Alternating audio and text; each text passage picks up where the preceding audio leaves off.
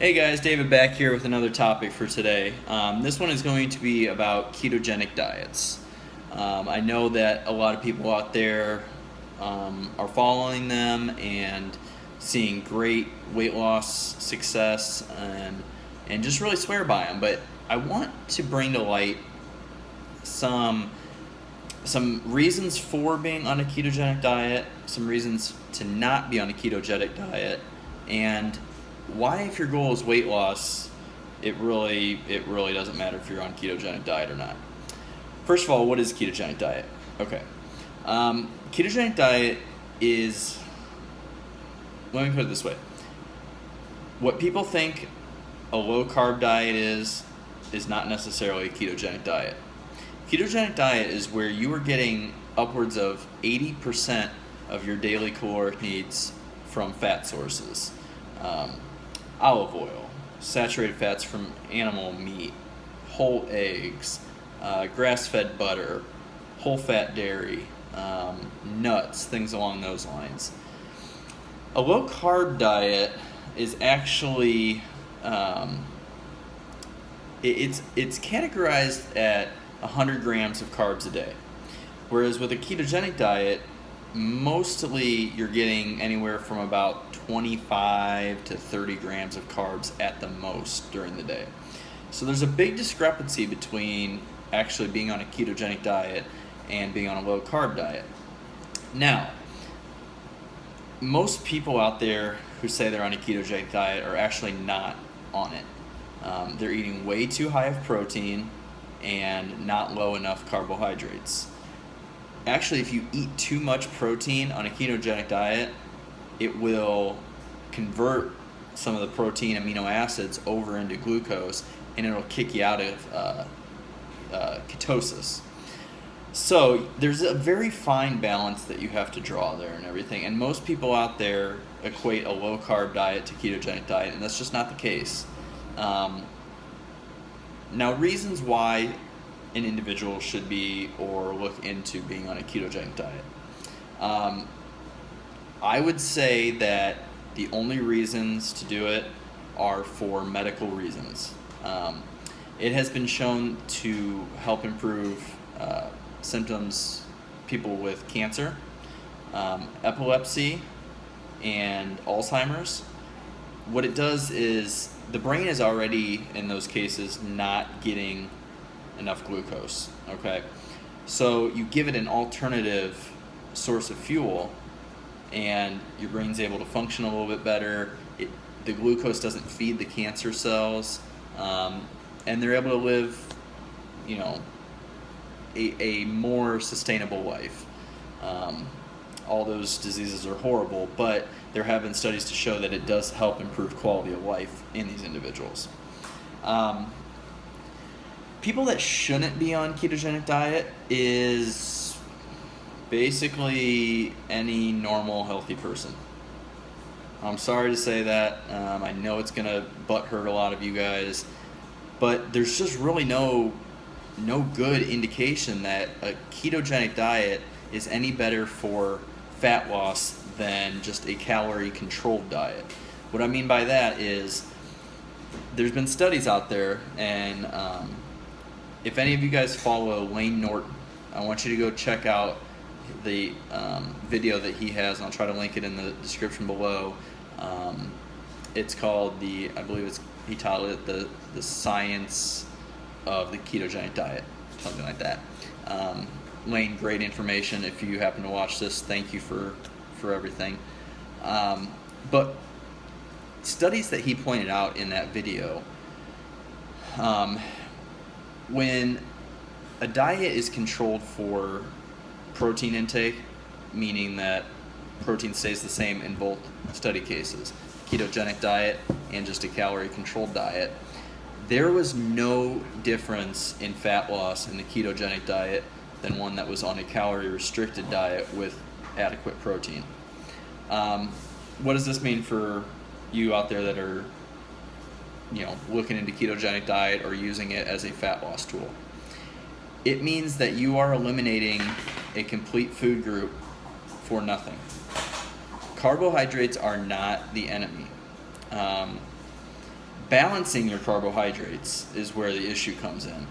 Okay. Carbohydrates are a necessary fuel if you want to be active in basically any way. If you lift weights, if you are a CrossFitter, basically if you do any high intensity activity, that is the fuel for that activity. Sure, fats can fuel it a little bit. Protein doesn't really fuel your efforts in activity like people think it does. Glucose is also the preferred macronutrient used for the brain. I know there's a lot of people out there that think the brain runs more on saturated fats and stuff, but that's just not the case. Glucose is what your brain prefers. Your brain will learn to use fat to function. However, it's not as efficient. And that's where people get kind of thrown off, because they think, oh yeah, it can use fat, so it's going to be the same. It's not the same. It can be used, but it's not going to work as good as glucose.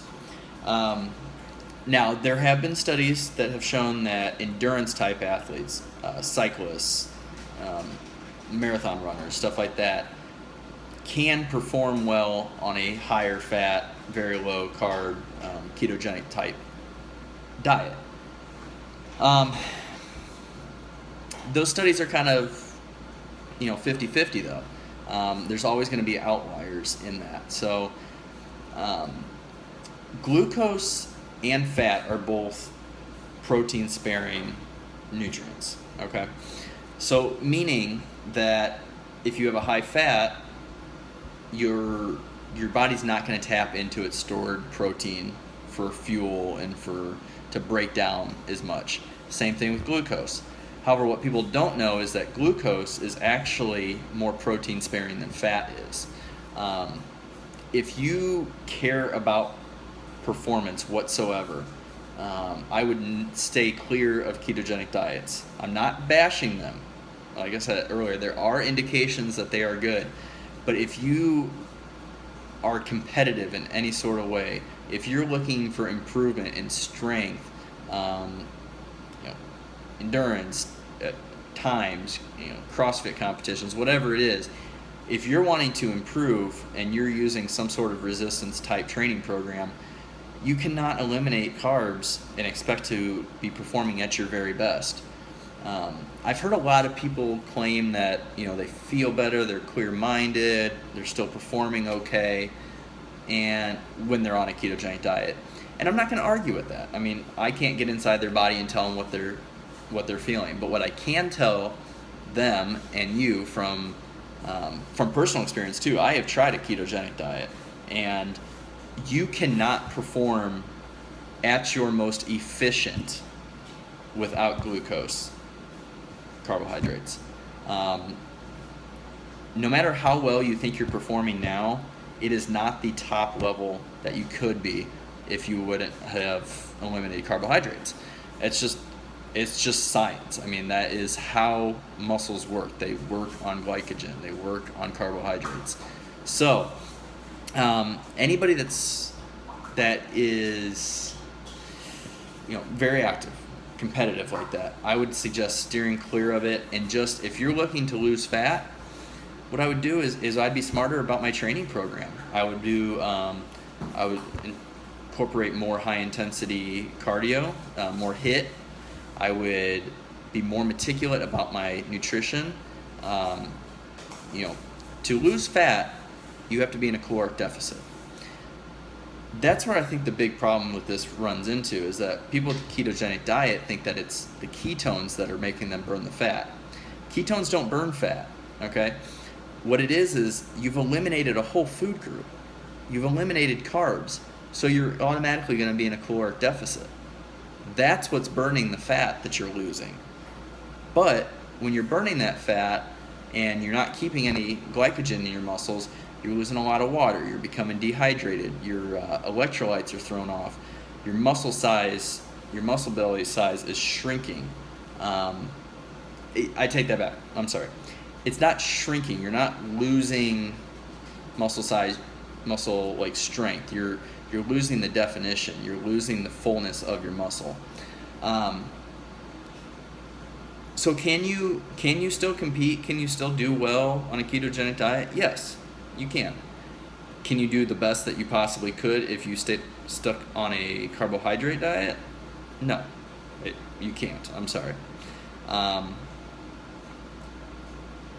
People often look at guys and females that go on stage for bodybuilding competitions, figure competitions, bikini, physique, anything like that, and they look at their diet plans and they realize that they're cutting carbs way down. They're pretty much on a ketogenic diet, what they think is a ketogenic diet the last couple weeks, which really isn't, because no bodybuilder, no physique competitor, anybody like that is going to have their fat high enough in those weeks leading up to competition to actually be in a ketogenic diet. What they're on is a low carbohydrate diet.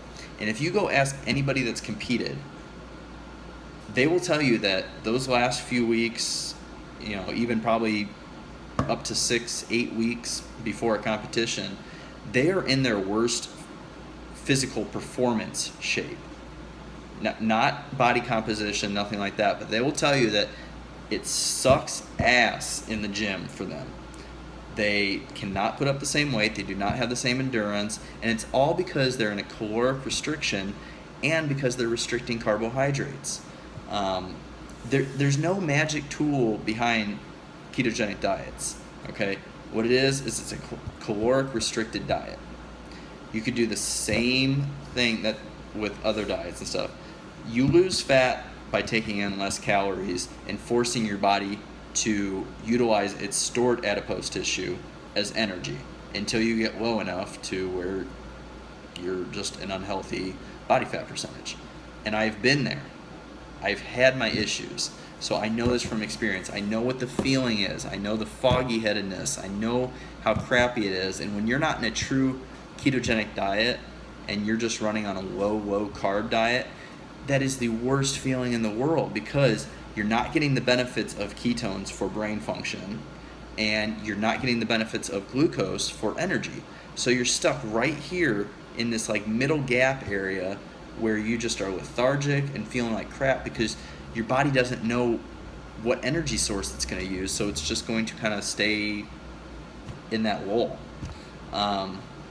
So just be careful. Ketogenic diets are not the worst thing in the world.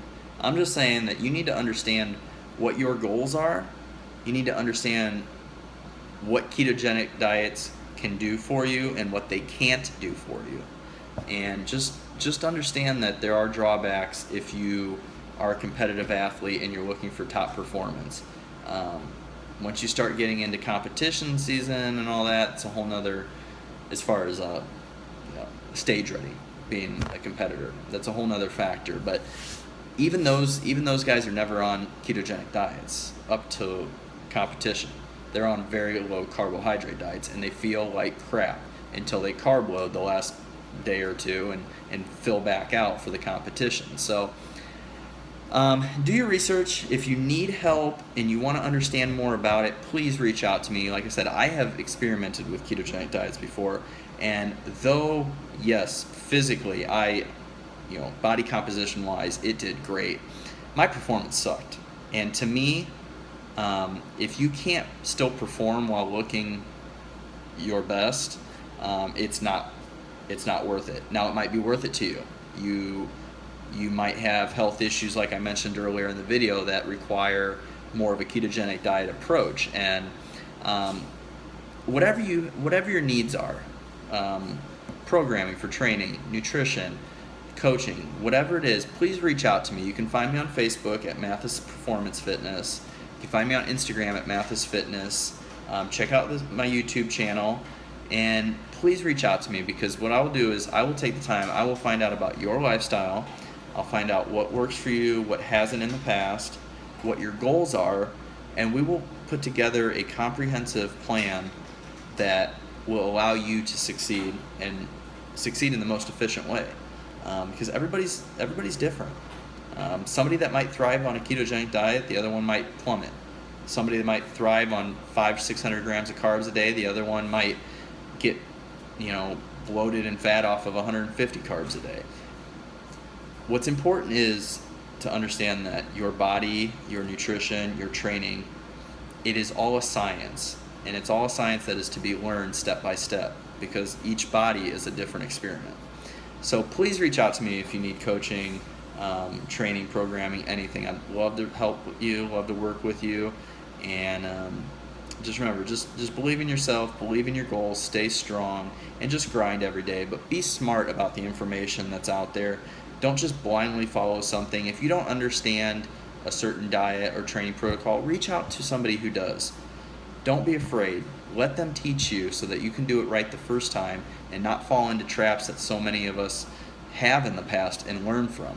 So that's what I want to do, is I want to help you learn from my mistakes and from mistakes I've seen other people and from successes that I've had and that I've learned from other people. So I hope this video is helpful. If you like the channel, like the content, please like and subscribe. Share to anybody who you feel could use this bit of information and more. And please reach out to me once again, and I'd love to work with you and help you out if I can. So with that being said, I am going to sign off. Y'all have a great day, and take care. I hope to see you in the next video.